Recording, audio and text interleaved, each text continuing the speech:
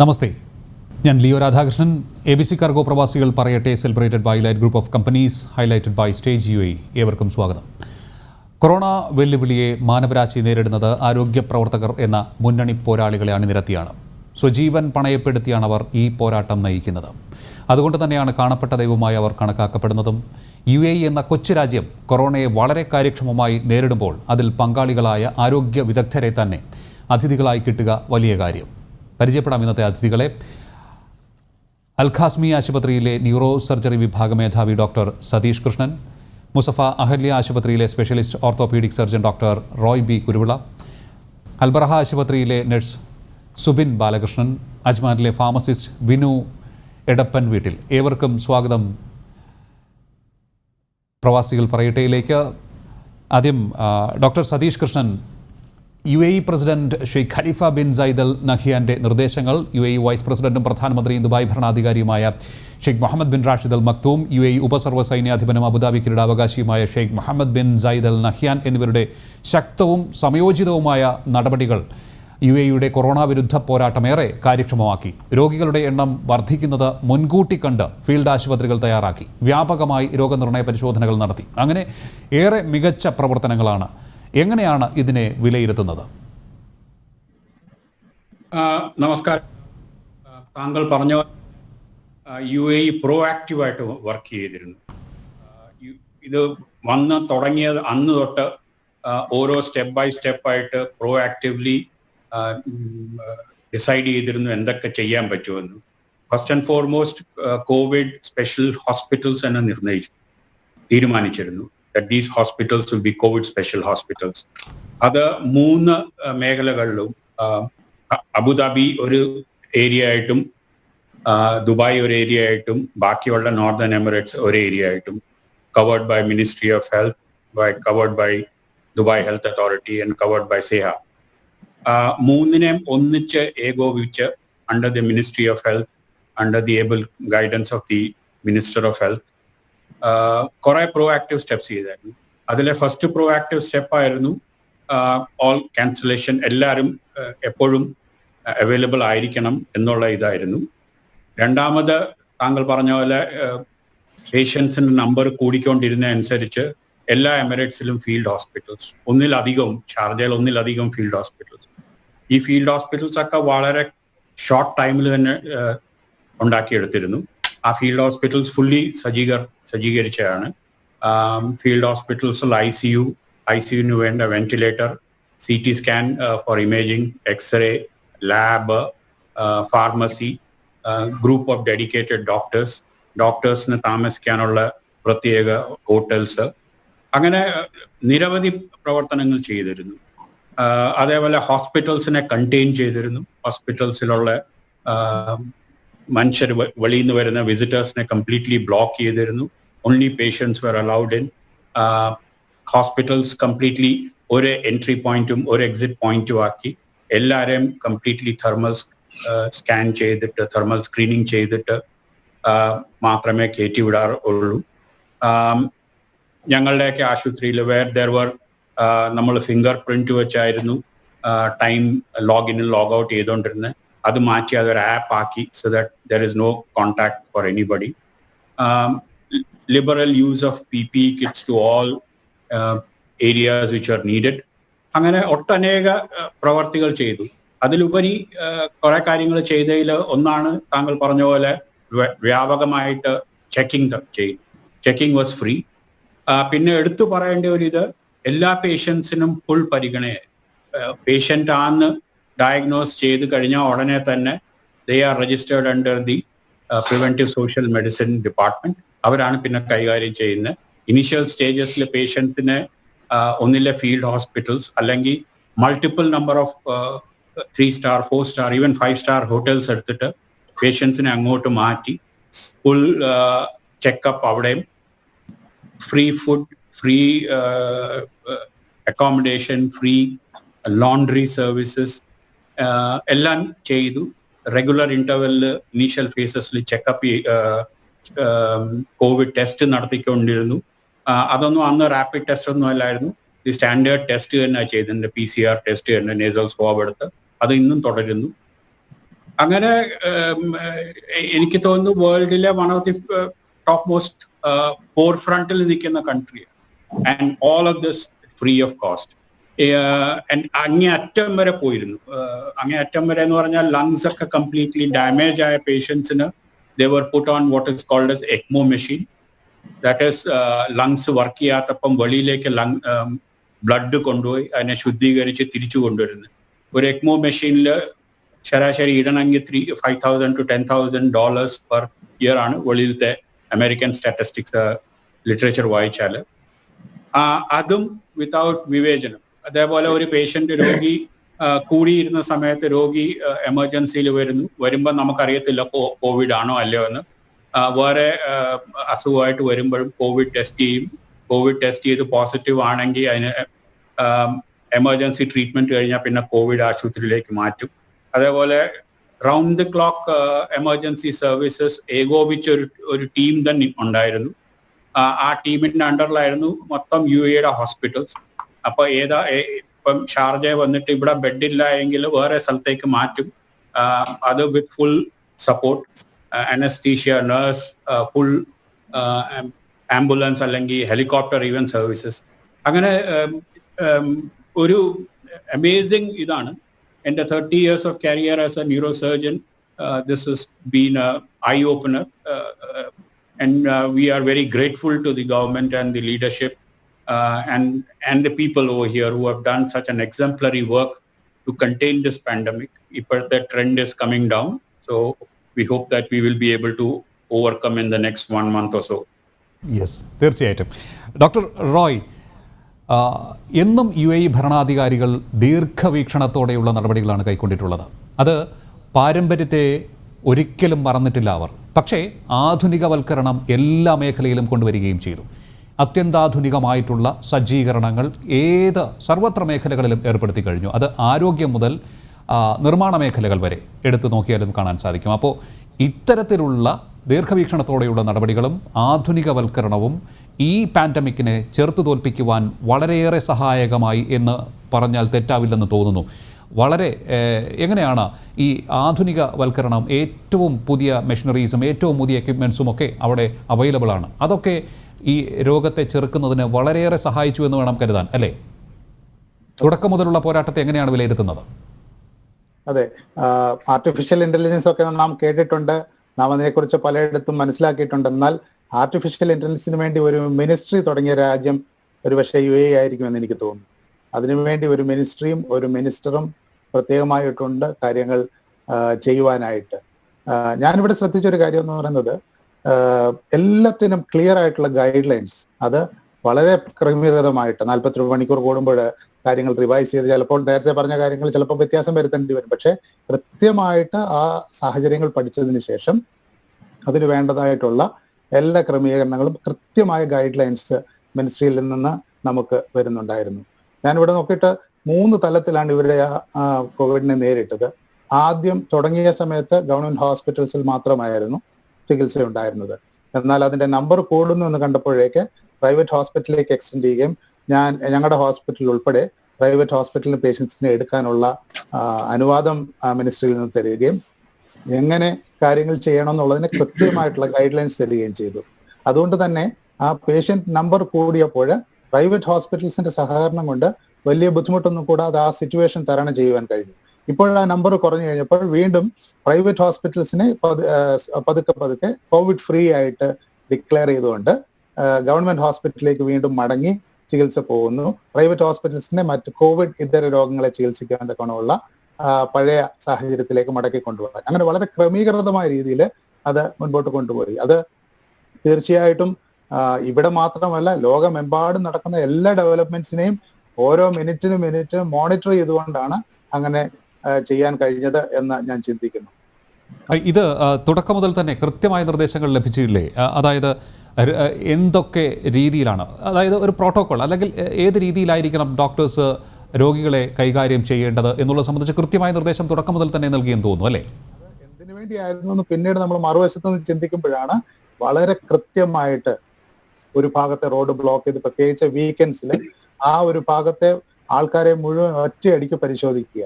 അത് വളരെ ക്രമീകൃതമായ രീതിയിൽ ഇന്ന് ഇവിടെ അടുത്ത ദിവസം അടുത്തൊരു സെക്ടറിലേക്ക് അങ്ങനെ ഇറ്റ് വാസ് സോ ബ്യൂട്ടിഫുൾ. കൃത്യമായി ക്രമീകൃതമായ രീതിയിൽ ട്രാഫിക്കിന്റെ കൺട്രോള്, ജനത്തിന്റെ നിയന്ത്രണം, ആളുകൾക്ക് മോളുകളും മറ്റു പൊതുസ്ഥലങ്ങളും ഉപയോഗിക്കുന്നതിനുള്ള നിയന്ത്രണം, അതുപോലെ സോഷ്യൽ ഡിസ്റ്റൻസിങ്, മറ്റു കാര്യങ്ങൾ എങ്ങനെ പ്രായോഗികമായിട്ട് നമുക്ക് ചെയ്യാം, എല്ലായിടത്തും അതിന് വേണ്ടിയിട്ടുള്ള ഗൈഡ് ലൈൻസ് കൃത്യമായിട്ട് കൊടുക്കുകയും പൊതുസ്ഥലങ്ങളും പ്രത്യേകിച്ച് ആശുപത്രികളിൽ ഇങ്ങനത്തെ രോഗികൾ കൂടുതൽ വരുന്നത് അവർക്ക് കൃത്യമായിട്ട് അതിന്റെ ഗൈഡ് ലൈൻസ് കൊടുക്കുകയും, ഞാൻ പറഞ്ഞതുപോലെ ചില സാഹചര്യത്തിൽ നമുക്ക് തന്നെ ബുദ്ധിമുട്ട് തോന്നിയിട്ടുണ്ട്. ഇന്നലെ പറഞ്ഞതല്ലല്ലോ എന്ന് പറയുന്നത് ചിലപ്പോൾ തോന്നിയിട്ടുണ്ട്. പക്ഷേ അത് എന്തിനു വേണ്ടിയായിരുന്നു എന്നുള്ളത് ഒരു ബെറ്റർ പ്രവർത്തനത്തിന് വേണ്ടിയായിരുന്നു എന്നുള്ളത് നമുക്ക് മനസ്സിലാക്കുവാൻ സാധിച്ചു. അതുപോലെ കോവിഡ് രോഗികളെ നേരിട്ട് ചികിത്സിക്കുന്ന ഒരു വിഭാഗത്തിലല്ലായിരുന്നു ഞാൻ, ഓർത്തോപീഡിക്സിലായിരുന്നു. അതുകൊണ്ട് ഏകദേശം മാർച്ച് ആദ്യം മുതൽ തന്നെ ഹോസ്പിറ്റലിൽ ഞങ്ങൾ വരുന്ന ആളുകളെ വേർതിരിക്കുകയും കോവിഡ് ഇല്ലാത്ത അല്ലെങ്കിൽ പനിയുടെ ലക്ഷണങ്ങൾ ഇല്ലാത്ത ആളുകളെ മാത്രമേ ഞങ്ങളുടെ ഡിപ്പാർട്ട്മെന്റിലോട്ടൊക്കെ വിടുകയും ചെയ്യുമായിരുന്നുള്ളൂ. പക്ഷേ എനിക്ക് നേരിട്ട് ഈ കോവിഡിൽ ഒരു ഫസ്റ്റ് ഹാൻഡ് എക്സ്പീരിയൻസ് ഉണ്ടായത് എന്താണെന്ന് ചോദിച്ചാൽ, ഒരിക്കലും പ്രതീക്ഷിക്കാത്ത രീതിയിൽ ഞാൻ കോവിഡ് പോസിറ്റീവായി. ഞാൻ പോസിറ്റീവായെന്ന് മാത്രമല്ല, എൻ്റെ വൈഫും മോനും ആ രോഗം കിട്ടുവാനിടയായി. അതുകൊണ്ട് തുടങ്ങിയ സമയത്ത് തന്നെ ഏകദേശം ഏപ്രിൽ ഫസ്റ്റ് വീക്കിൽ തന്നെ ഞാൻ ഹോസ്പിറ്റലിൽ അഡ്മിറ്റായി. ഏകദേശം 10 ദിവസം ഞാൻ ഹോസ്പിറ്റലിൽ കിടന്നു. ഇതിന്റെ രോഗി എന്നുള്ളൊരു വശം കൂടെ കാണുവാൻ തക്കവണ്ണം എനിക്ക് ഇടയായി. ഡോക്ടർ സതീഷ് ഓർപ്പിച്ചതുപോലെ വളരെ കൃത്യമായിട്ട് നമ്മൾ ടെസ്റ്റ് പോസിറ്റീവ് ആയാൽ ഉടനെ തന്നെ ആ കോൾ സെന്ററിൽ നമ്മളെ വിളിക്കും. കൃത്യമായിട്ട് നിങ്ങൾ എവിടെയാണ് താമസിക്കുന്നത്, നിങ്ങൾ ഒറ്റയ്ക്ക് ഐസൊലേറ്റ് ചെയ്യാൻ സൗകര്യമുണ്ടോ, ഷെയറിങ്ങിലാണോ താമസിക്കുന്നത്, ഐസൊലേറ്റ് ചെയ്യാൻ സൗകര്യമില്ലെങ്കിൽ നമ്മുടെ നമ്പർ അവരെടുക്കുകയും അടുത്ത ഉടനെ ക്രമീകൃതമായിട്ടുള്ള സെൻട്രലൈസ്ഡ് ആയിട്ടുള്ള ഒരു ഐസൊലേഷൻ ഫെസിലിറ്റിക്ക് നമ്മൾ മാറ്റുകയും ചെയ്യുക.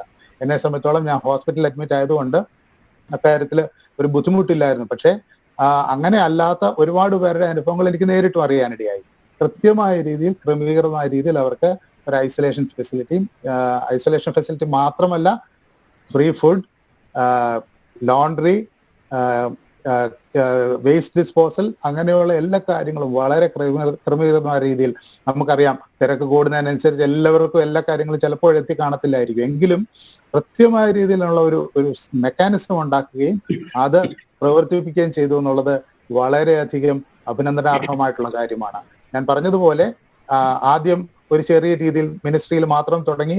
എന്നാൽ പേഷ്യന്റിന്റെ നമ്പർ കൂടുന്നതിനനുസരിച്ച് പ്രൈവറ്റ് ഹോസ്പിറ്റലിലേക്ക് എക്സ്പാൻഡ് ചെയ്യുകയും വീണ്ടും അതിന്റെ ആവശ്യം കുറഞ്ഞു കഴിഞ്ഞപ്പോൾ അത് ചുരുങ്ങി വരികയും ചെയ്തു. നല്ല ക്രമീകൃതമായ രീതിയിൽ ആ സൈൻ കർവ് ഫോളോ ചെയ്ത് ആ ഡിസീസിനെ കൺട്രോൾ ചെയ്തു. ഇപ്പോഴത്തെ അവസ്ഥയിൽ നമുക്കറിയാം വളരെയധികം നമ്പർ കുറഞ്ഞിട്ടുണ്ട്. നമ്പർ കുറഞ്ഞിട്ടില്ല എന്ന് നമുക്ക് തോന്നുന്നത് ടെസ്റ്റിന്റെ എണ്ണം കൂടിയതുകൊണ്ടാണ്. കൃത്യമായിട്ട് 100% ടെസ്റ്റ് എന്നുള്ള ഒരു ടാർഗറ്റിലേക്കാണ് ഈ രാജ്യം പോകുന്നതെന്ന് എനിക്ക് തോന്നുന്നു. അക്കാര്യത്തിൽ ഇവിടുത്തെ ഭരണാധികാരികളെ ഹൃദയം കൊണ്ട് അഭിനന്ദിക്കാതിരിക്കാൻ നിവർത്തിയില്ല. യെസ്, തീർച്ചയായിട്ടും. സുബിൻ്റെ അനുഭവം എന്താണ്? ഈ കോവിഡ് വ്യാപനം തുടങ്ങിയത് മുതൽ ഇതുവരെ എങ്ങനെയൊക്കെയാണ് കാര്യങ്ങൾ നടന്നത്? ഏതൊക്കെ തരത്തിലുള്ള എക്സ്പീരിയൻസസിലൂടെയാണ് കടന്നുപോയത്? ആദ്യം തന്നെ ആക്ച്വലി പറഞ്ഞു വരുമ്പോൾ ചില സമയങ്ങളിൽ ഏഞ്ചൽ എന്നും മാലാഖന്മാരെന്നും വിളിപ്പേരുള്ള ഞങ്ങളുടെ കാര്യങ്ങളെ ചോദിച്ചു മനസ്സിലാക്കാനും ആ ഒരു സന്നദ്ധത കാണിച്ച ജനറൽ ടിവിക്ക് നന്ദി പറയുന്നു. പിന്നെ UAE കുറിച്ച് പറയുകയാണെങ്കിൽ ഏറ്റവും ഡോക്ടർ സതീഷും ഡോക്ടർ ലിയോയും പറഞ്ഞ പോലെ തന്നെ ഏറ്റവും ദീർഘവീക്ഷണമുള്ള ഒരു ഭരണകൂടത്തിന് കീഴിൽ ജോലി ചെയ്യുന്ന ആരോഗ്യ പ്രവർത്തകരായതുകൊണ്ട് ഇത് ഒരിക്കലും ഒരു ക്രൈസിസ് ആയി എടുക്കേണ്ട ആവശ്യം ഒരു ആരോഗ്യ പ്രവർത്തകർ ഉണ്ടായിട്ടില്ല. അത് മറിച്ച് അതൊരു ചലഞ്ചായി ഏറ്റെടുത്ത് അതിന്റെ ഫേസ് ചെയ്യുകയാണ് ചെയ്തത്. അതുകൊണ്ട് തന്നെ നമ്മൾ ഇപ്പം ഡ്യൂട്ടി ടൈം കഴിഞ്ഞാലും ശരി നമ്മൾ ഒരു സാമൂഹിക പ്രവർത്തനത്തിൽ അല്ലെങ്കിൽ സന്നദ്ധരാകുകയായിരുന്നു ഓരോ ആരോഗ്യ പ്രവർത്തകർ. UAE തന്നെ പല സംഘടനകളും നമുക്കുണ്ട് ഈ സാമൂഹിക പ്രവർത്തനങ്ങൾ ചെയ്യാനായിട്ട്. അവരോട് കൂടെ ചേർന്ന് പല ആരോഗ്യ പ്രവർത്തനങ്ങളും പല കാര്യങ്ങളും ചെയ്യാനായിട്ട് സന്നദ്ധ കാണിച്ചിട്ടുണ്ടായിരുന്നു. ഇപ്പം കൊറോണയെ കുറിച്ച് പറയുകയാണെങ്കിൽ എനിക്ക് ഓർമ്മ വരുന്നത് പഴയ നമ്മുടെ ഒരു ഹേമന്ത് കർക്കരെ എന്ന ഒരു പോലീസ് മേധാവിയെ ആണ് ഈ മുഖത്തേക്ക് കൊണ്ടുവരാൻ സാധിക്കുന്നത്. അദ്ദേഹം 2008 മുംബൈ അറ്റാക്കിൽ ഭീകരരുടെ ആക്രമണത്തിന് മരിക്കുന്നതിന് തൊട്ട് മുന്നായി ഒരു രക്ഷാകവചം ധരിച്ച് അതിന് ആയിട്ട് പോകുന്നൊരു സീനുണ്ടായിരുന്നു. അതുപോലെ തന്നെയാണ് ഇവിടുത്തെ ഓരോ ആരോഗ്യ പ്രവർത്തകരും PPE കിറ്റിനുള്ളിൽ കയറി കർമ്മമണ്ഡലത്തിലേക്ക് പോകുന്നത്. അവിടെ ഒരു വ്യത്യാസം മാത്രമേ ഉള്ളൂ.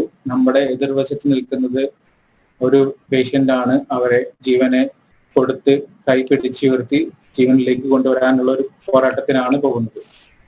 അപ്പോൾ അതാണ് ഞാൻ പറഞ്ഞു വരുന്നത്. പിന്നെ കൊറോണ ലൈഫിൽ ഉണ്ടായ മാറ്റം എന്തെന്ന് വെച്ചാല് എല്ലാവർക്കും ഉള്ളതുപോലെ തന്നെ എനിക്കും കൊറോണ എന്ന ഭീതി ആദ്യമേ വന്നിട്ട് ഒരു ഭീതി ഉണ്ടായിരുന്നു.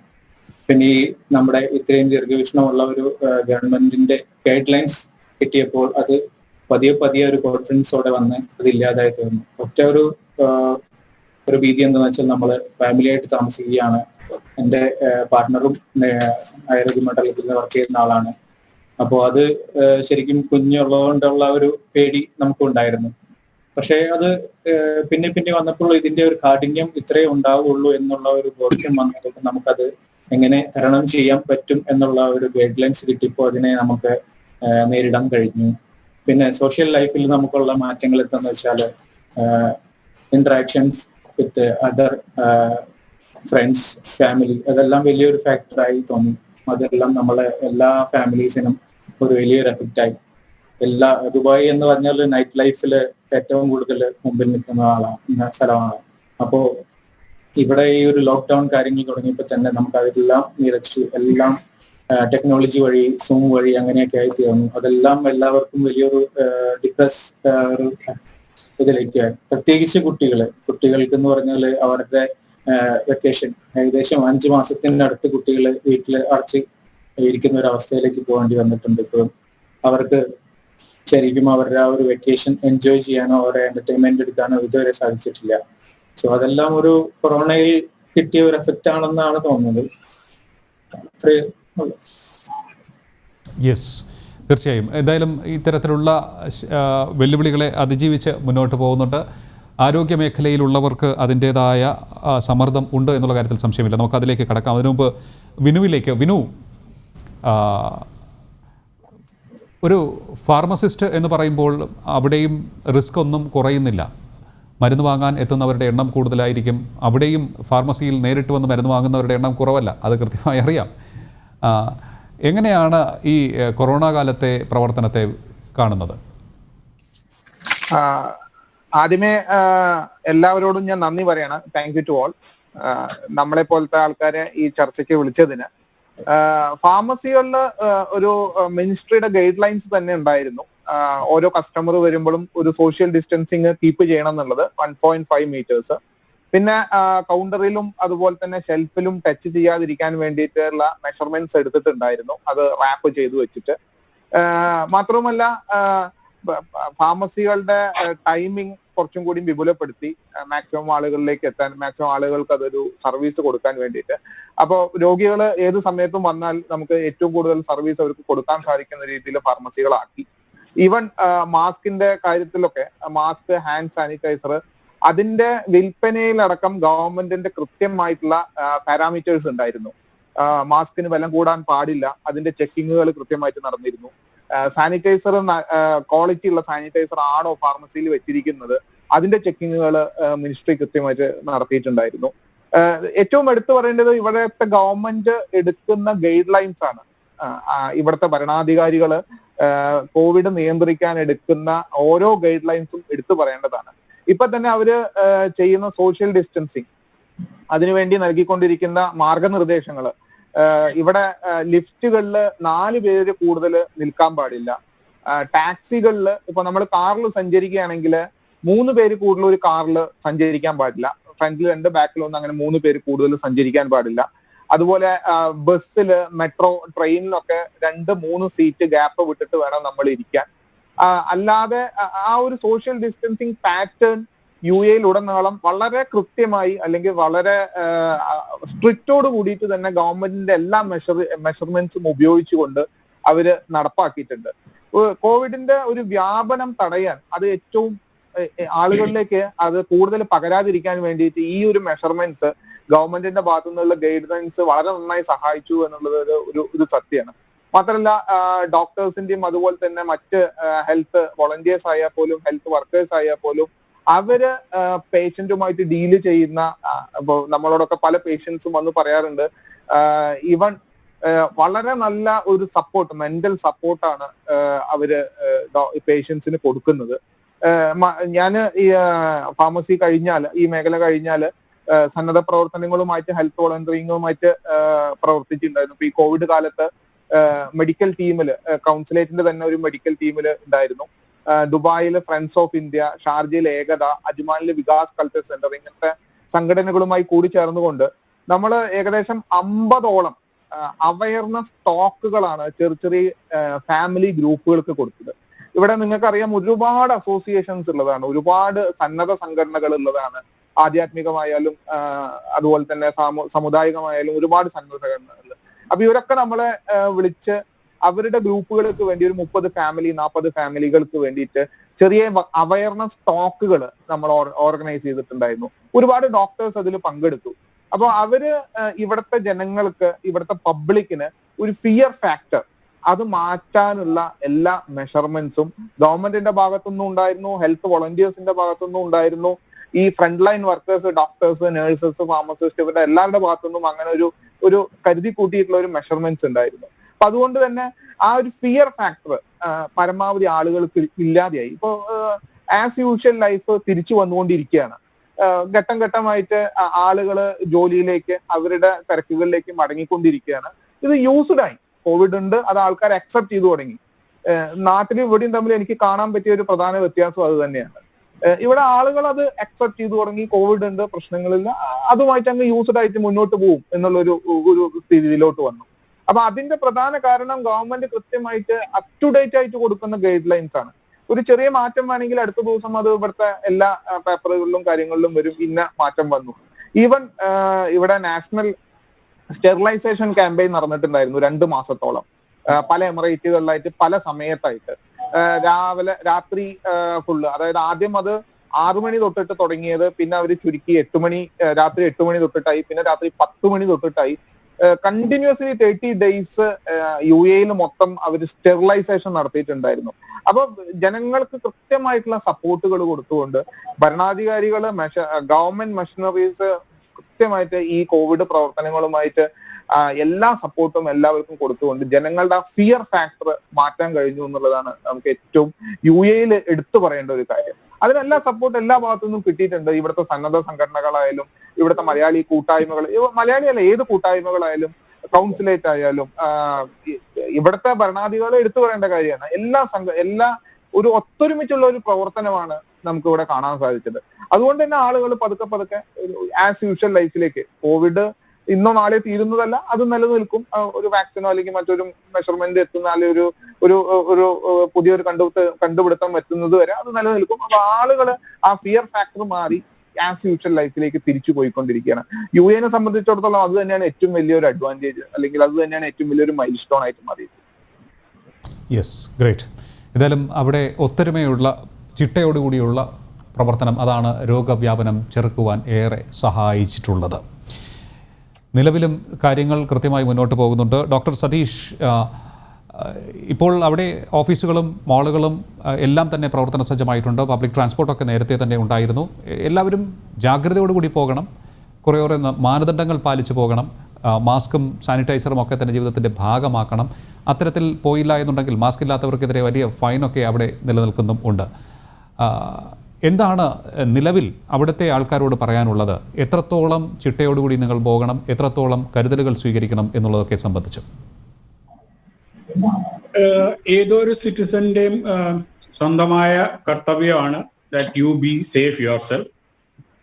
സ്വയം സേഫ് ആകുക, കൂടെയുള്ള മനുഷ്യരെ സേഫ് ആക്കാൻ നോക്കുക, ഫാമിലി മെമ്പേഴ്സിന് ഇൻഫെക്ഷൻ കൊടുക്കാതിരിക്കാൻ നോക്കുക.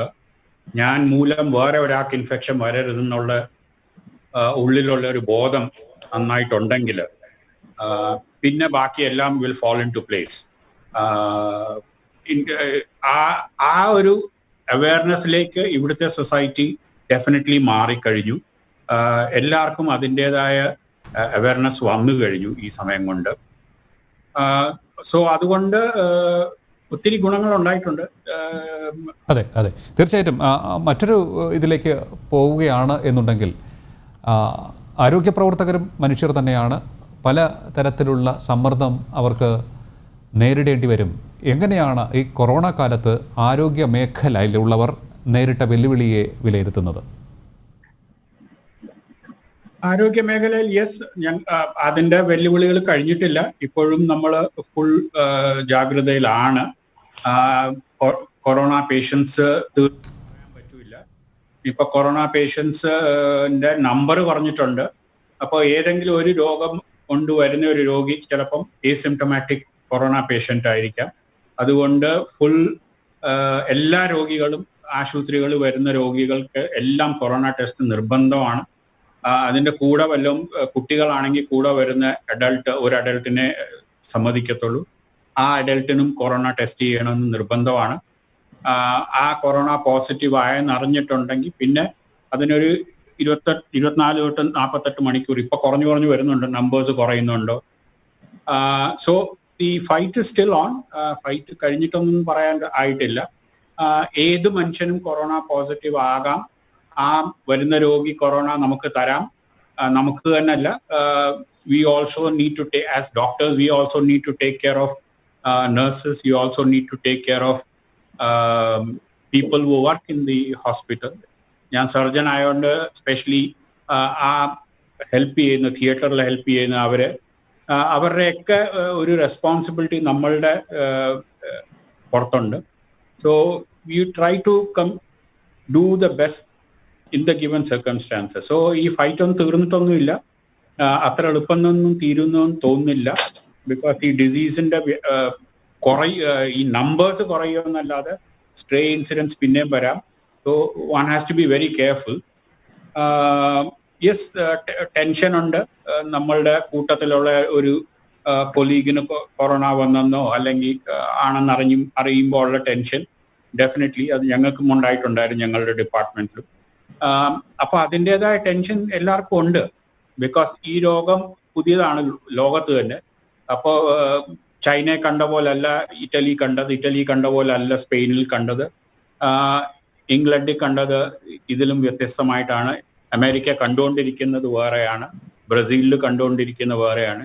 ഇന്ത്യയിൽ കാണുന്ന ലക്കിലി അത്രയും വീര്യമുള്ള വൈറസ് ആണെന്ന് തോന്നുന്നില്ല കമ്പയർഡ് ടു ദാറ്റ്. അപ്പം എവ്രിബഡി ഈസ് ലേണിംഗ്. അതുകൊണ്ടാണ് that you need to update yourself. എന്നും ഈ മിനിസ്ട്രി തരുന്ന guidelines is very helpful.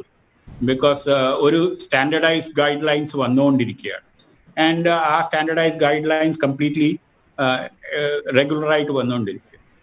ഈ ഫാർമസിയെ പറ്റി പറഞ്ഞപ്പം, ആദ്യം തുടങ്ങിയപ്പം കംപ്ലീറ്റ് ഷട്ട് ഡൗൺ വന്നപ്പം OPD പ്രവർത്തനങ്ങൾ അല്ലെ ക്ലിനിക് പ്രവർത്തനങ്ങൾക്ക് ഒരു വിരാമം ഇട്ടിരുന്നു. പക്ഷെ അത് വേഗം തന്നെ തുടങ്ങി. അത് തുടങ്ങിയത് ഈ ക്ലിനിക് വഴിയാണ്.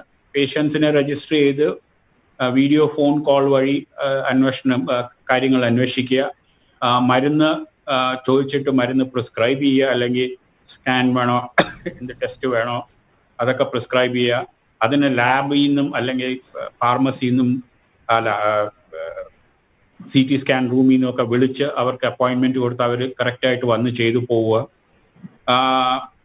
വേറെ ഒരു ഇത് ചെയ്തത് മികച്ച കണ്ടത്, ഫാർമസിയിൽ ഇപ്പം നമ്മൾ മരുന്ന് എഴുതി കൊടുത്താൽ ആ മരുന്ന് കൃത്യമായിട്ട് വിളിച്ച് ആ രോഗിയോട് പറഞ്ഞ് അതിന് സ്പെഷ്യൽ കൊറിയർ സർവീസ് വഴി വീട്ടിലേക്ക് മരുന്ന് കൊടുത്തു വിടുന്ന സംവിധാനം. So there are amazing things that are being done. Yes. എടുത്തെടുത്തെടുത്ത് പറയേണ്ട ഒരു കാര്യമാണ് that what is being done here is really exemplary. Yes, തീർച്ചയായിട്ടും.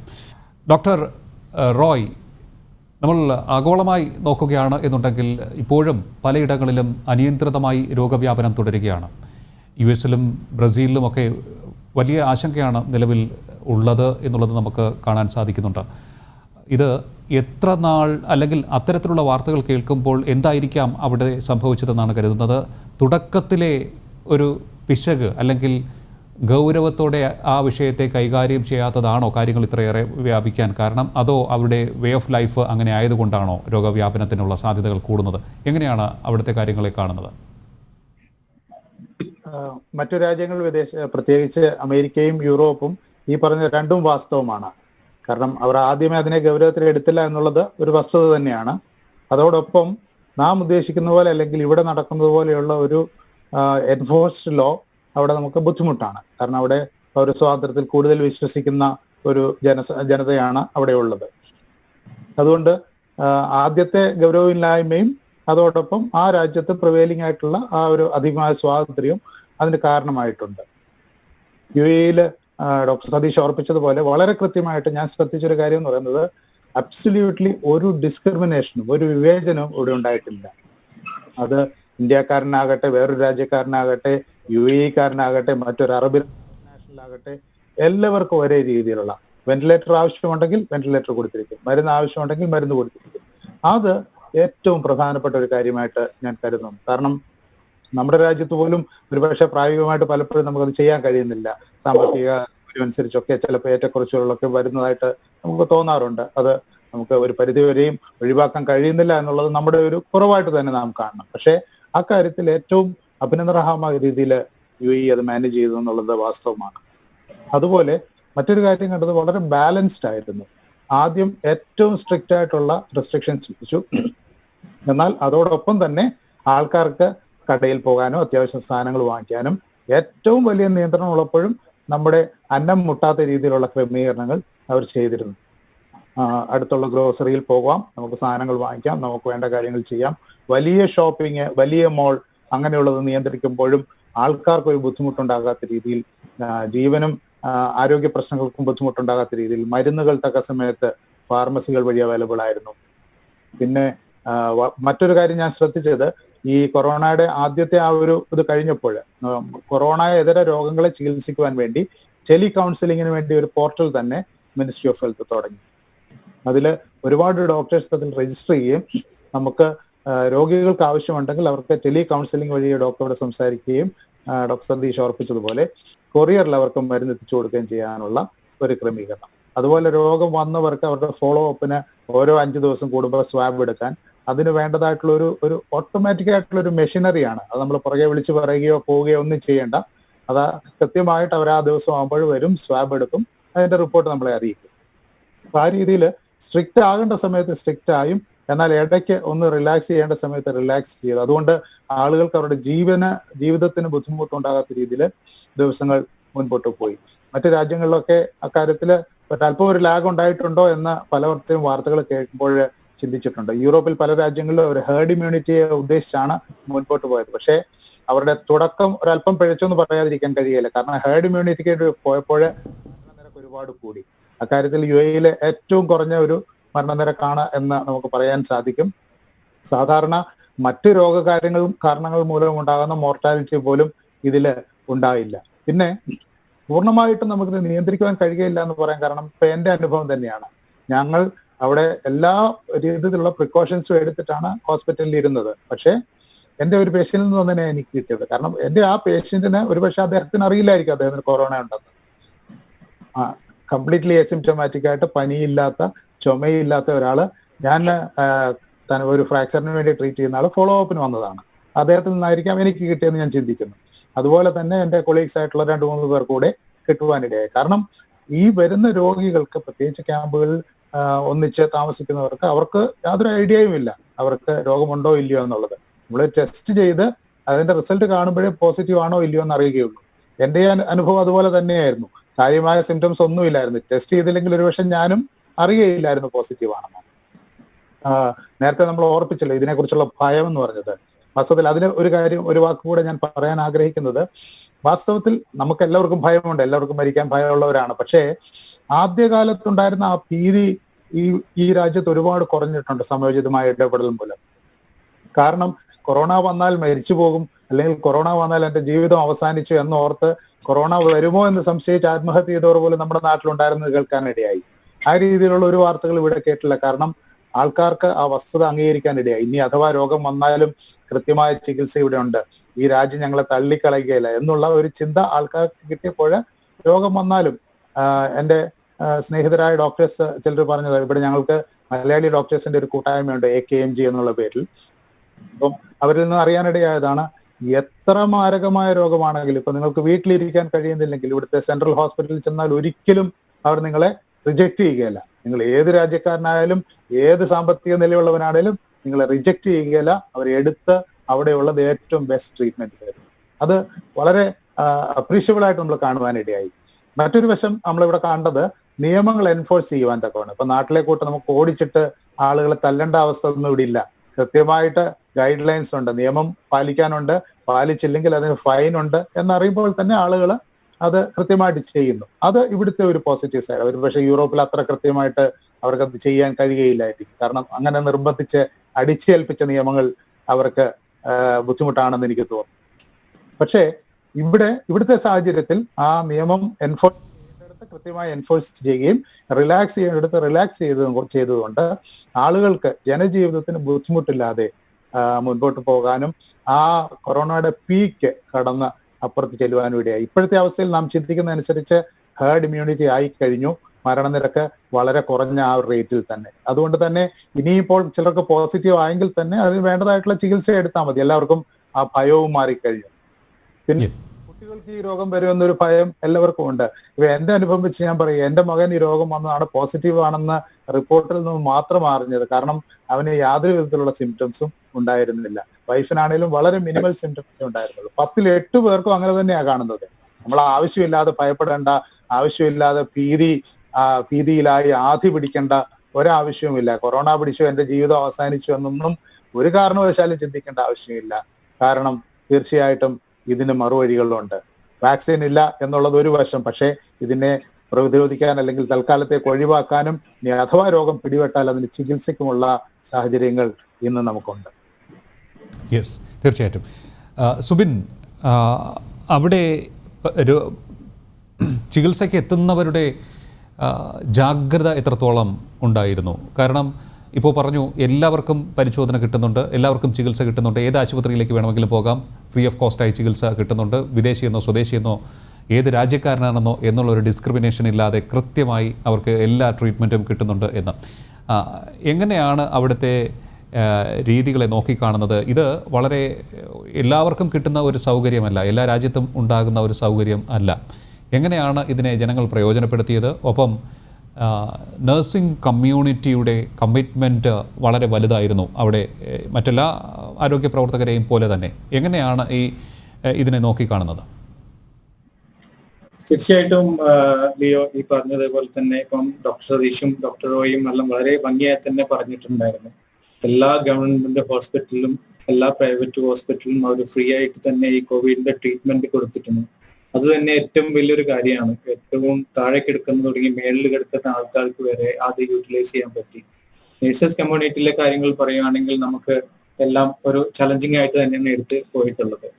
ഇപ്പം ഒരു പേഷ്യന്റിന്റെ ജാഗ്രത എന്ന് പറഞ്ഞല്ലോ, ഭീതി, ആ ഒരു പേഷ്യന്റിന്റെ ഭീതി ആക്ച്വലി ആ പേഷ്യന്റ് എന്തെല്ലാം സമ്മർദ്ദത്തിലൂടെയാണ് കടന്നു പോകുന്നത്. അതിന്റെ കൂടെ ഈ കൊറോണയും കൂടി വന്നാലുള്ള അവസ്ഥ നമുക്ക് പറയേണ്ടതില്ലല്ലോ. അപ്പോൾ നമ്മളാണ് ഏറ്റവും കൂടുതൽ അവരായിട്ട് ഇന്ററാക്ട് ചെയ്യുന്നത്. നമ്മൾ ആരോഗ്യ പ്രവർത്തകരാണ്. അപ്പൊ അവരെ ആ ഒരു തലത്തിൽ നിന്ന് അവരുടെ മനസ്സിനെ പിടിച്ച് അവരുടെ ഒരു ഹാപ്പി അല്ലെങ്കിൽ സന്തോഷത്തിലുള്ള തലത്തിലേക്ക് കൊണ്ടുവരണമെങ്കിൽ ട്രീറ്റ്മെന്റ് മാത്രം പോരാ, അവർക്ക് സൈക്കോളജിക്കൽ ആയിട്ടുള്ള സപ്പോർട്ട് വേണം. ആ സപ്പോർട്ട് നമ്മൾ എങ്ങനെ കൊടുക്കാന്ന് വെച്ചാൽ അവരുടെ ആ ഒരു രോഗിയുടെ ചേട്ടനായോ അരിയനായോ അല്ലെങ്കിൽ അവരെ അച്ഛനായോ കണ്ടോ ആ ഒരു രീതിയിൽ നമ്മൾ അവരുടെ അടുത്ത് പോയി അവരെ എത്രത്തോളം നമ്മൾ മാക്സിമം അവരുടെ കൂടെ നിന്ന് അവരെ ഹെൽപ്പ് ചെയ്ത് അവർക്ക് ആവശ്യമുള്ള കാര്യങ്ങൾ ചെയ്ത് എല്ലാ കാര്യങ്ങളും ഒരു ടീം വർക്കിൽ ഡോക്ടർ ടു നേഴ്സ്, അതായത് ഡോക്ടറിന് അവരുടേതായ ഒരു ജോലി അത് ഇമ്പോർട്ടന്റ്, നേഴ്സിന് നേഴ്സിൻ്റെതായ ജോലി, അവർ ഈ രണ്ടുപേരും കൂടി ചേർന്ന് ഒരു ടീം വർക്ക് ആകുമ്പോഴാണ് ഒരു വിജയം കണ്ടെത്തുന്നത്. ആ ഒരു വിജയമാണ് ഇപ്പൊ നമ്മൾ കണ്ടുകൊണ്ടിരിക്കുന്നത്. ഇവിടുത്തെ എല്ലാ ജനങ്ങൾക്കും മനസ്സിലായി കഴിഞ്ഞു എന്തെന്ന് വെച്ചാല് ഇതിന് ഒരു പ്രതിരോധ ശക്തി കൂട്ടിയാൽ മാത്രമേ പിടിച്ചു നിൽക്കാൻ പറ്റുള്ളൂ. അതുകൊണ്ട് തന്നെ ഇപ്പൊ പല സ്ഥലങ്ങളിലും നമുക്ക് കാണാൻ കഴിയും അവരുടെ ലൈഫ് സ്റ്റൈലിലെ മാറ്റങ്ങൾ. എല്ലാ സ്ഥലങ്ങളിലും എക്സസൈസ് ചെയ്യാൻ തുടങ്ങി, ഫുഡ് ഹാബിറ്റ്സ് മാറാൻ തുടങ്ങി, ഒരു PPE യൂസിങ്, ഹാൻഡ് ഹൈജീൻ, ശുചിത്വം എല്ലാം കൂടാൻ തുടങ്ങി. അതൊക്കെ ഒരു പോസിറ്റീവായിട്ടുള്ള കാര്യങ്ങൾ തന്നെയാണ് കണ്ടുവരുന്നത്. ഇപ്പം നോക്കി വരുമ്പോ ഇപ്പൊ ഈ ലോക്ക്ഡൌൺ സമയത്ത് നമ്മുടെ പ്രൊവിഷൻസ് തന്നെ, ഈ പ്രൊവിഷൻസിന് ഒരിക്കലും ഒരു ഹൈക്ക് ഇല്ലാതെ തന്നെ ഈ ഗവൺമെന്റ് അതിനെ രൂപീകരിച്ച് കൊണ്ടുപോയി. പിന്നെ ഏറ്റവും വലിയ കാര്യം എടുത്തു പറയാനുള്ളത് നമ്മുടെ ഭാരതത്തെയും UAEയുടെയും ഒരു സൗഹൃദം ഊട്ടിയുറപ്പിക്കുന്ന രീതിയിൽ നാട്ടിൽ നിന്നും ഇങ്ങോട്ടേക്ക് കുറെ ആരോഗ്യ പ്രവർത്തകരെ കൊണ്ടുവരാൻ സന്നദ്ധത കാണിച്ചതും ആ കയറി വരാൻ ഒരു മടിയും കൂടാതെ സംബന്ധിച്ച എല്ലാ ആരോഗ്യ പ്രവർത്തകർക്കും വളരെ നന്ദി. പ്രത്യേകിച്ച് കേരളത്തിലെ നഴ്സുമാര് അല്ലെങ്കിൽ ഇന്ത്യയിലെ നഴ്സുമാർ വേൾഡ് വൈഡ് ബെസ്റ്റ് ആണെന്ന് എല്ലാവർക്കും അറിയാവുന്ന കാര്യമാണ്. സോ അതിൽ ഏറ്റവും അധികം നന്ദി പറയേണ്ട ഒരു കാര്യമാണ് ഇന്ത്യൻ ഗവൺമെന്റിനോടും കേരള ഗവൺമെന്റിനോടും. UAE ഗവൺമെന്റിനോട് പ്രത്യേകം നന്ദി പറയേണ്ട കാര്യമില്ല. നമ്മൾ അവരുടെ കൂടെ ജോലി ചെയ്യുന്ന അവരുടെ ടീമാണ് നമ്മള്. പ്രത്യേകിച്ച് ഇപ്പം ഈ സാഹചര്യത്തില് ലോകത്തിലെ ഇന്ന് വന്ന റിപ്പോർട്ടില് ഏറ്റവും സേഫസ്റ്റ് കൺട്രി, 3ാമത്തെ സേഫസ്റ്റ് കൺട്രിയാണ് UAE. സോ അത് നമുക്ക് എല്ലാവർക്കും പ്രൗഡാണ്. ഈ എന്തുകൊണ്ടെന്ന് വെച്ചാൽ ഇപ്പം പറഞ്ഞല്ലോ UAE എന്ത് പറയുന്നത്, അമേരിക്കയിലും ബ്രസീലിലും പറഞ്ഞല്ലോ ആ ഒരു കൺട്രോൾ കിട്ടുന്നില്ല. ഇവിടെ കിട്ടിയത് അവരുടെ കറക്റ്റ് ആയിട്ടുള്ള guidelines, day to day updates, എല്ലാ ദിവസവും അവരുടെ ഗൈഡ് ലൈൻസ്, മിനിസ്ട്രി ആണെങ്കിലും സേഹ ആണെങ്കിലും ദുബായ് ഹെൽത്ത് അതോറിറ്റി ആണെങ്കിലും അവരുടെ ഗൈഡ് ലൈൻസ് ഓരോ ദിവസവും ജനങ്ങളിലേക്ക് കറക്റ്റ് ആയിട്ട് എത്തിക്കൊണ്ടിരുന്നു. അത് തന്നെ ഏറ്റവും വലിയ കാര്യമാണ്. ജനങ്ങൾക്ക് മനസ്സിലായി ഇത് ഇത്രയും വലിയൊരു കാര്യമല്ല, നമുക്കത് സുഖമായിട്ട് ക്ലിയർ ചെയ്യാൻ പറ്റും എന്നുള്ളതാണ്. അബുദാബിയിൽ ഇപ്പോഴും ടെസ്റ്റ് ചെയ്തുകൊണ്ടിരുന്നു. ഏകദേശം 95% എല്ലാവർക്കും ടെസ്റ്റ് ചെയ്ത് കഴിഞ്ഞു. ഇപ്പോഴും അബുദാബി ദുബായ് ബോർഡറിൽ ടെസ്റ്റ് ചെയ്തുകൊണ്ടിരിക്കുന്നു. അബുദാബിയിലേക്ക് ടെസ്റ്റ് ചെയ്യുന്നത് വെച്ചാൽ അവരുടെ വീട്ടിൽ പോയി, ഈവൻ ഒരു ലേബർ ആണെങ്കിൽ അവരുടെ വീട്ടിൽ പോയി ചെയ്യാനുള്ള ക്രമീകരണങ്ങൾ ചെയ്തു കൊടുക്കുന്നു. അതെല്ലാം വലിയ ഒരു കാര്യം തന്നെയാണ്. ലിയോ, അവസാന മിനിറ്റുകളിലേക്ക് കിടക്കുന്നു. വിനുവിലേക്ക് പോവുകയാണ് ഞാൻ. വിനു, നേരത്തെ സൂചിപ്പിച്ച പോലെ തന്നെ ഒരു വിധത്തിൽ പറഞ്ഞാൽ നമുക്ക് ഒന്ന് തിരിഞ്ഞു നോക്കാനുള്ള ഒരു അവസരം കൂടി നൽകുകയാണ്. വലിയ ആഘാതമാണ്, അതൊന്നും തന്നെ മറക്കുന്നില്ല, ഒട്ടേറെ ജീവനുകൾ കവർന്നു. എങ്കിലും ഇതൊന്ന് തിരിഞ്ഞു നോക്കാൻ മാനവരാശിക്ക് ഒരു അവസരം നൽകുന്ന ഒരു മഹാമാരി കൂടിയായി മാറിയിരിക്കുന്നു. നമ്മൾ എത്രത്തോളം മുന്നോട്ട് പോയാലും മനുഷ്യൻ എത്ര നിസ്സാരനാണ് എന്നും ഒപ്പം തന്നെ പല കാര്യങ്ങളിലും നമുക്കൊന്ന് തിരിഞ്ഞു നോക്കാനുള്ള അവസരം കൂടി ഉണ്ടായിരിക്കുകയാണ് എന്ന് പലരും സൂചിപ്പിക്കുന്നുണ്ട്. എന്ത് തോന്നുന്നു? തീർച്ചയായിട്ടും. കാരണം ഈ corona, pre corona, post corona എന്ന് വേണമെങ്കിൽ നമുക്ക് പറയാം. കൊറോണയുടെ മുന്നേ ഉണ്ടായിരുന്ന അല്ലെങ്കിൽ കോവിഡിന്റെ മുന്നേ ഉണ്ടായിരുന്ന ഒരു ലൈഫ് സ്റ്റൈൽ അല്ല കോവിഡിന് ശേഷം നമ്മൾ കണ്ടുവരുന്നത്. ഇപ്പോ ഒരു ഡെവലപ്ഡ് കൺട്രി എന്ന നിലയിൽ UAE each and every point they have A sanitisation unit. Like നമുക്ക് സാനിറ്റൈസ് ചെയ്യാനും കൈ കഴുകാനുള്ള എല്ലാവിധ സൗകര്യങ്ങളും ഉണ്ടാവും. അപ്പൊ ആളുകൾ അത് കൃത്യമായിട്ട് യൂസ് ചെയ്യുന്നുണ്ട്. മാസ്ക് എല്ലാവരും ധരിക്കുന്നുണ്ട്. ജീവിതത്തിന്റെ ഒരു ഭാഗമായി കൊണ്ടിരിക്കുകയാണ്.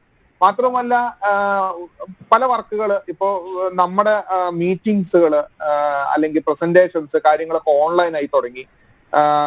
പല ജോലികളും ഓൺലൈനിലേക്ക് കൂടുതൽ മാറിക്കൊണ്ടിരിക്കുകയാണ്. അപ്പൊ ആളുകൾക്ക് കൂടുതൽ ടൈം കിട്ടിക്കൊണ്ടിരിക്കുകയാണ്. ഒരു സോഷ്യൽ ലൈഫിൽ തന്നെ ഒരു മൊത്തത്തിലൊരു വ്യത്യാസം വന്നുകൊണ്ടിരിക്കുകയാണ്. പോസ്റ്റ് കൊറോണ എന്ന് പറയുന്നത് നമ്മൾ എപ്പോഴും ചിന്തിക്കേണ്ട ഒരു വിഷയമാണ്. ഈ പുതിയ ജീവിത രീതിയുമായി എങ്ങനെ നമുക്ക് മുന്നോട്ട് പോകാൻ സാധിക്കും എന്നുള്ളത്. നമ്മളെപ്പോഴും ആക്റ്റീവായിട്ട് ഇരിക്കാൻ ശ്രമിക്കുക. ഇപ്പോ സുബിൻ ചേട്ടൻ പറഞ്ഞ മാതിരി അല്ലെങ്കിൽ ഡോക്ടർ റോയ് പറഞ്ഞ മാതിരി നമ്മുടെ ലൈഫിൽ ആക്റ്റീവ്നെസ് കൊണ്ടുവരാൻ ശ്രമിക്കുക. എക്സസൈസ് കാര്യങ്ങളൊക്കെ എപ്പോഴും ലൈഫിൽ കണ്ടിന്യൂസ്ലി നിർത്താൻ നമുക്ക് സാധിക്കണം. അതുപോലെ തന്നെ ഭക്ഷണശൈലി കാര്യങ്ങൾ അത് നമ്മൾ കൃത്യമായിട്ട് കുറച്ചും കൂടി ഇമ്മ്യൂണിറ്റി ബേസ്ഡ് ആയിട്ടുള്ള ഭക്ഷണങ്ങൾ അല്ലെങ്കിൽ അങ്ങനത്തെ ഒരു ലൈഫ് സ്റ്റൈലിലോട്ട് നമ്മൾ ചേഞ്ച് ആയിക്കൊണ്ടിരിക്കുകയാണ്. പ്രതിരോധ ശേഷി കൂട്ടുക എന്നുള്ള ഒരു ബേസിക് കൺസെപ്റ്റിലേക്ക് ഇന്നത്തെ ഒരു സമൂഹം മാറിക്കൊണ്ടിരിക്കുകയാണ്. നമുക്ക് ഈവൻ ഞാൻ ഫാർമസിയിലും അതുപോലെ തന്നെ മെഡിക്കൽ റെപ്പുമായിട്ടുള്ള ആൾക്കാരോടൊപ്പം സംസാരിക്കുമ്പോൾ മെഡിക്കൽ റെപ്പ് സുഹൃത്തുക്കളൊക്കെ പറയുന്നത് എന്താന്ന് വെച്ചിട്ടുണ്ടെങ്കിൽ വൈറ്റമിൻ സി എല്ലാവർക്കും അറിയുന്നതാണ്. വൈറ്റമിൻ സിന്റെ ഒരു നല്ലൊരു ഉപയോഗം UAE ഉണ്ടായിരുന്നു. അപ്പൊ ആളുകളുടെ വൈറ്റമിൻ ഡി അതുമാതിരി തന്നെ അതും നല്ലൊരു ഉപയോഗം UAE ഉണ്ടായിരുന്നു. അപ്പൊ ആളുകൾ മാറി ചിന്തിക്കുകയാണ്. അത് ടോപ്പ് ടു ബോട്ടം ആയാൽ പോലും ആളുകൾ മാറി ചിന്തിച്ചുകൊണ്ടിരിക്കുകയാണ്. കൂടുതൽ ഇമ്മ്യൂണിറ്റി ബേസ്ഡ് ആയിട്ടുള്ള ഒരു ലൈഫ് സ്റ്റൈലിലേക്ക് വന്നുകൊണ്ടിരിക്കുകയാണ്. സോഷ്യൽ ഡിസ്റ്റൻസിങ് കീപ്പ് ചെയ്യാനുള്ള ഒരു ശ്രമം നടന്നുകൊണ്ടിരിക്കുകയാണ്. മാത്രമല്ല നമ്മുടെ ഒരു ബിസി പാറ്റേൺ ഓഫ് ലൈഫ് ഇപ്പോ ആ ഒരു പാറ്റേണിലല്ല കാര്യങ്ങൾ പോകുന്നത് എന്നുള്ളതാണ്. നമുക്ക് 2-3 മാസം ഒന്ന് റിഫ്രഷ് ചെയ്യാൻ, കമ്പ്യൂട്ടറുകളൊക്കെ റിഫ്രഷ് ചെയ്യണ മാതിരി നമ്മുടെ ലൈഫ് സ്റ്റൈൽ മൊത്തത്തിൽ ഒന്ന് റിഫ്രഷ് ചെയ്യാൻ നമുക്ക് സാധിച്ചു. യെസ്, തീർച്ചയായിട്ടും അതൊരു നല്ല ചേഞ്ചിലേക്കുള്ള ഒരു പോക്കാകട്ടെ. ഡോക്ടർ സതീഷ്, നമുക്ക് കേരളത്തിലേക്ക് ഒന്ന് നോക്കുമ്പോൾ കേരളത്തിൽ ഇപ്പോൾ രോഗവ്യാപനം കൂടുകയാണ്. ആശങ്കയുണ്ട് ജനങ്ങൾക്ക്. എന്ത് തരത്തിലുള്ള നടപടികളായിരിക്കണം ഇനി ആരോഗ്യ വിദഗ്ധർ, ആരോഗ്യ വകുപ്പ്, ഭരണാധികാരികൾ ഇവിടെ കൈക്കൊള്ളേണ്ടത്?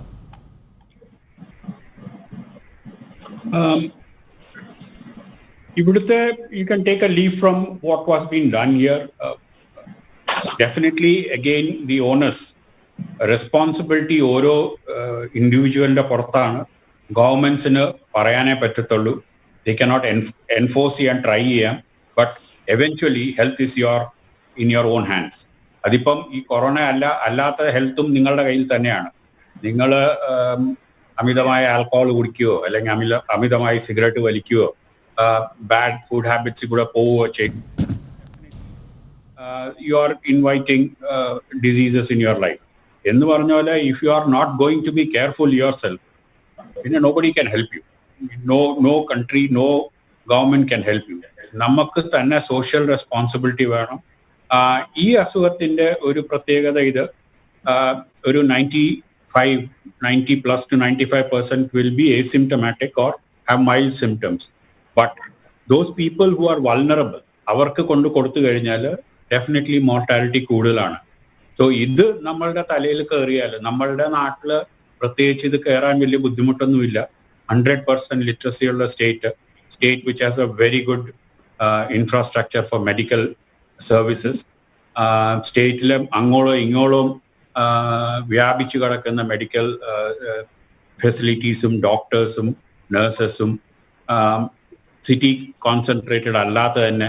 So it should not be difficult if people take it into their head to behave responsible. ഒരാൾ തന്നെ തീരുമാനിക്കണം that I am responsible, that I will not get this disease, nor will I spread it to anybody else. ഈ ഒരു basic concept നമ്മുടെ മനസ്സിൽ കയറിയാൽ then it becomes easy. മനുഷ്യരുടെ ഒരു വിചാരം എന്തെന്ന് വെച്ചാൽ അസുഖം വന്നാൽ ഉടനെ ഡോക്ടേഴ്സും നഴ്സസും ഹോസ്പിറ്റൽസും ടേക്ക് കെയർ ചെയ്യണമെന്നാണ്. അതിനൊക്കെ ഒരു ലിമിറ്റ് ഉണ്ട്. ഒരു ഹോസ്പിറ്റലിനോ അല്ലെ ഒരു ഹെൽത്ത് കെയർ ഫെസിലിറ്റിക്ക് ഡെഫിനറ്റ്ലി ഒരു ലിമിറ്റ് ഉണ്ട്. ഒരു പാൻഡമിക് വരുമ്പം ഫ്ലാറ്റനിങ് ദ കർവ് എന്ന് പറഞ്ഞാൽ അത് തന്നെയാണ്. നമ്പർ ഓഫ് പേഷ്യൻസിനെ സ്പ്രെഡ് ഔട്ട് ചെയ്യുക, സോ ദാറ്റ് ഒരേ സമയത്ത് ഹോസ്പിറ്റലിന് താങ്ങാവുന്ന അല്ലെ സിറ്റിയിൽ താങ്ങാവുന്ന ആ ഏരിയയിലെ ഹോസ്പിറ്റൽസിന് താങ്ങാവുന്നതിനേക്കാളും കൂടുതൽ പേഷ്യൻസ് വന്നു കഴിഞ്ഞാൽ it is going to collapse. So ഡോക്ടേഴ്സിനെയും നഴ്സസിനെയും ഫ്രണ്ട് ലൈൻ വാറിയേഴ്സ് എന്ന് പറയുന്നേക്കാൾ നന്നായിട്ട് പറയേണ്ടത് what I feel is that each one of you is a frontline worker. We are the last defense. If you break this defense, then it is going to be difficult. പിന്നെ വേറെ ഒരു കാര്യം ആലോചിക്കേണ്ട, ആദ്യം സൂചിപ്പിച്ച പോലെ തന്നെ doctors, nurses, all paramedical staff, all are under tremendous stress. അവരുടെ ഈ സേവനം കണ്ടിന്യൂസ്ലി എത്ര നാൾ കണ്ടിന്യൂസ്ലി ഇതേ ലെവലിൽ നിർത്താൻ പറ്റുമെന്ന് പ്രവചിക്കാൻ എളുപ്പമൊന്നല്ല. ആൻഡ് ഇന്ത്യയിൽ വളരെ കൂടുതലായിട്ട് ഡോക്ടേഴ്സിന്റെ ലൈഫ് പോയി കഴിഞ്ഞു. I remember correctly, ഇതുവരെ 106 ഡോക്ടേഴ്സിന്റെ ലൈഫ് പോയി കഴിഞ്ഞു. So please, for God's sake, for your own sake, for the sake of your family, stay safe, follow the guidelines. വലിയ ഡിഫിക്കൽട്ട് ആയിട്ടുള്ള ഗൈഡ് ലൈൻസ് ഒന്നുമല്ല. അത്യാവശ്യത്തിന് വെളിയിലിറങ്ങുക. സോഷ്യൽ ഡിസ്റ്റൻസിങ് എന്ന് പറയുന്നേക്കാൾ നല്ലത് ഫിസിക്കൽ ഡിസ്റ്റൻസിങ് ആണ്. Socially stay connected, but physically stay apart from each other. Maintain hand hygiene. Continuous use of mask and or face shield all the time. ഇതൊക്കെ ചെയ്താൽ നമുക്കും അതിജീവിക്കാൻ പറ്റും. യെസ്, നമുക്കും അതിജീവിക്കണം. കാരണം മുന്നോട്ട് പോകേണ്ടത് അനിവാര്യമാണ്. ഇതിനപ്പുറം ഇന്ന് നമ്മുടെ ചർച്ചയിൽ പങ്കെടുത്ത് പറഞ്ഞതിനപ്പുറത്തേക്കൊന്നും പറയാനില്ല. ഇന്ന് ചർച്ചയിൽ പങ്കെടുത്ത് വിലപ്പെട്ട വിവരങ്ങൾ പങ്കുവച്ച doctor Satheesh Krishnan, doctor Roy B Kuruvila, nurse Subin Balakrishnan, pharmacist Vinu Edappan Veettil, മൂവർക്കും നന്ദി. ABC കാർഗോ പ്രവാസികൾ പറയട്ടെ celebrated by light group of companies, highlighted by stage UAE ഇന്നിവിടെ പൂർണ്ണമാവുകയാണ്. ഒരിക്കൽ കൂടി UAE ഭരണാധികാരികളുടെ ദീർഘവീക്ഷണവും ജനങ്ങൾക്ക് വേണ്ടിയുള്ള അർപ്പണബോധത്തോടെയുള്ള ഭരണനിർവഹണവും അതിനു മുന്നിൽ സല്യൂട്ട് ചെയ്യുന്നു. ഒപ്പം ഇന്ന് ചർച്ചയിൽ പങ്കെടുത്തവരും അല്ലാത്തവരുമായിട്ടുള്ള എല്ലാ ആരോഗ്യ പ്രവർത്തകർക്കും ഞങ്ങളുടെ ബിഗ് സല്യൂട്ട്.